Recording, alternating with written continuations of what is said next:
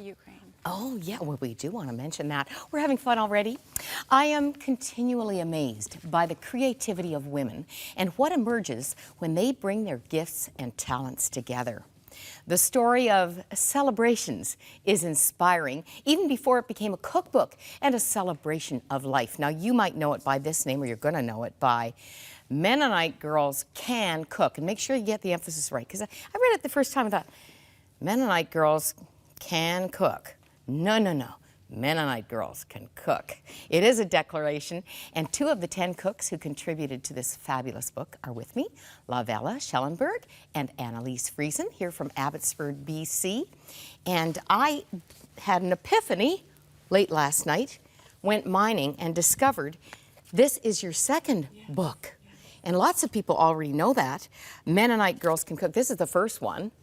And there was excitement about this, but I'll tell you what, the second one is a pièce de résistance. 100 and how many recipes? 18? 118. 18. Yes. And the story has to be told because I think it was a university student, one of your sons, who got you on the internet so that you could blog. So I would stay out of trouble. Was that it, Lovella? You're on a farm. I know you're busy with laying hens and... I was just looking for something new to do in my life and decided why not start a blog and record my family memories and some of our favorite recipes, and that's how it all began. How did women respond to the blog? You at first weren't even sure anybody was reading. No. Well, when I started putting on my heritage recipes and put on our Easter bread, Pascha, I started getting some emails. And hold on, that sounded like pasta, and that's not what it is. Easter bread is? Pascha. Pascha. It's spelled P-A-S-K-A, and it is delicious. It's a citrus bread that we make at Easter time, and I put that recipe on, and when I started getting emails from Anneliese and Judy and Charlotte and Betty and saying I was looking for a recipe, and I Googled Pascha and I found your blog. And so, yeah, they joined me. And you invited people to send their favorite recipes. I did. I said, send in your favorite recipes and I'll make them. I'll put them on my blog and I'll say a little bit about you. And so I did that. And when I did that, I just thought, what a fun thing to do with women, to encourage each other, share together. And so I just invited. I said, does anybody want to do a recipe blog with me? And so it turned out to be the 10 of us that started Mennonite Girls Can Cook. 9 of the 10 are Mennonite. Yes. Like the 10th is Russian, where many Mennonites have come from, right? It's quite a little fellowship. We're going to see all of the girls. But Anneliese, what was your first discovery of this?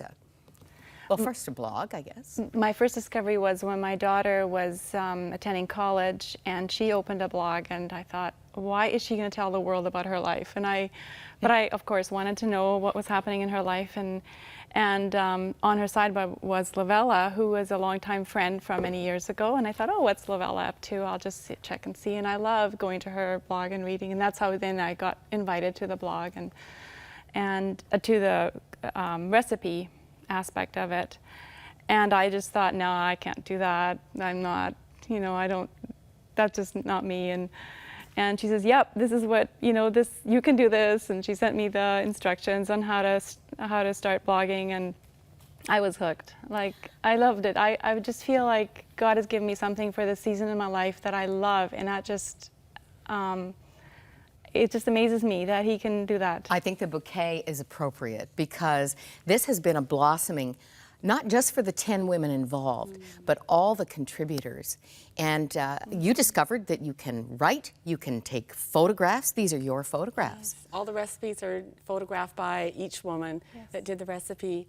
And so it was a challenge to learn how to do that, but it's been wonderful. Way to go, girls. Let's see who the girls are.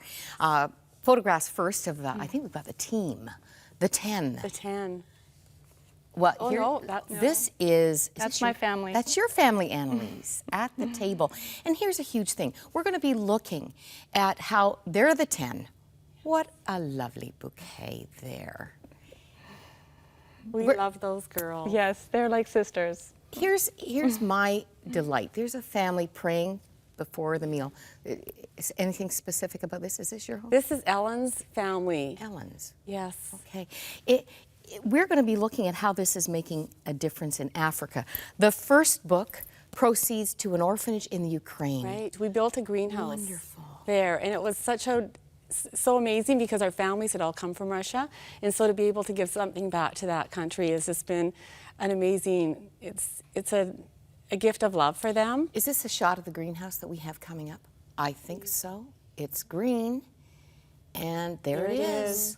So when they sent us that photo, that was the first thing. It was completed last year, and they right away sent us some pictures of them growing green beans and whatnot all, and we were so excited to see that. Well done, ladies. Who are we looking at here? That's my husband and my sweet little grandchildren. We have 5. And we were taking pictures for the book that day, and so I grabbed my husband and I said, let's quickly do a Christmas picture.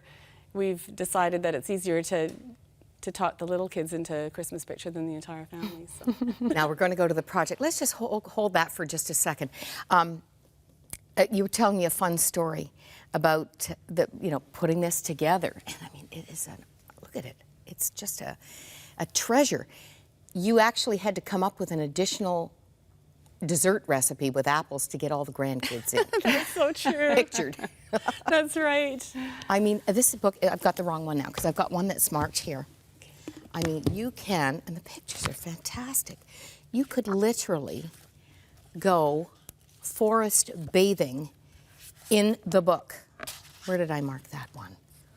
Oh, you see, there's so many good ones right here. Look at this. There's no recipe and there's no writing on that page. That's just your vacation moment. That's just take a deep breath. If you can't actually get out of the 4 walls, just open to this page. Beautiful. Memories that go with the seasons of life. Absolutely. And you recipe contributors have provided that as well, Anneliese. I'm excited because we're in a chapter of life where families are really struggling to connect. An author I will be talking with in the coming days on focal living. His subject is focal living. And he said he was really hemming and hawing about his wife wanting to renovate the kitchen. But when she did, it became the place they wanted to be. They started preparing meals together. The family started coming together more. I see this as a tool. I mean, you're going to want to do the recipes. Yes. This is not fast food. But it's celebrating time that we spend with our families. Yes. And we celebrate so many different aspects all through our life. So just to be able to, for us to pick 10 categories, it was just an amazing journey for us, even just to do it ourselves and to think and spend time pondering all the blessings that we have here in Canada.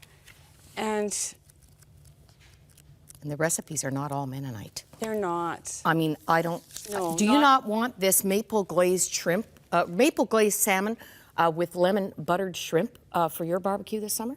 I think that would. And that is our family favorite recipe, and it's so easy to make. Really, this one? That is so easy to make. I picked Just throw the some winner. maple syrup and some soy sauce in a bag with your piece of salmon and throw it on the grill. It's delicious. Okay, Mom, you got the kids home all summer. How about chocolate crispy rice roll? That's Rice Krispies. And somehow you got the chocolate in there. And peanut butter. Oh, there's peanut butter too? Yeah. Over the top. Now, I could go on with the book. It's a whole adventure. But you've chosen another adventure to make the world a better place. Yes. Tell us about it. We decided this time because we thought about the way we celebrate, and we have more food than we need in Canada. There's no reason for any child to go hungry in Canada or to be thirsty. And yet we think of the children in Kenya. And sometimes they have water to drink, but it's not necessarily clean. And Judy Weeb and her husband had gone to Kenya, and they had visited the Mennonite Kids Academy there. And she said they have the most amazing program there. They take water bottles and they fill them with unclean water, and then they've built these racks, and they put the water bottles on these racks, and they lay them in the sunshine, and they sanitize in the sunshine, and then the children have clean water to drink. Amazing. And they have found that the health of the children is so, they are able to attend school regularly because they have better health, and then they take that home to their families. And so we said, let's do it. Let's give all the royalties from the book to this project. Fantastic. So excited. This has been our theme today, clean water in Kenya. I have to show the dedication page. Some of your grandchildren, Lovella. Yes. Isn't that beautiful? And can you read what it says? dedicated to the generations to follow. May our homes always reflect reasons to celebrate the love of God through hospitality to our families, friends, and strangers who may be angels in disguise. Well, it's heavenly. Thank you so much for your initiative, for modeling women coming together and changing the world in beautiful ways. Thank you. And guess what? It is at our e-store. Won't make it for Mother's Day, but it'll make it for the rest of the year and beyond. This scripture came to heart, Psalm 102:18.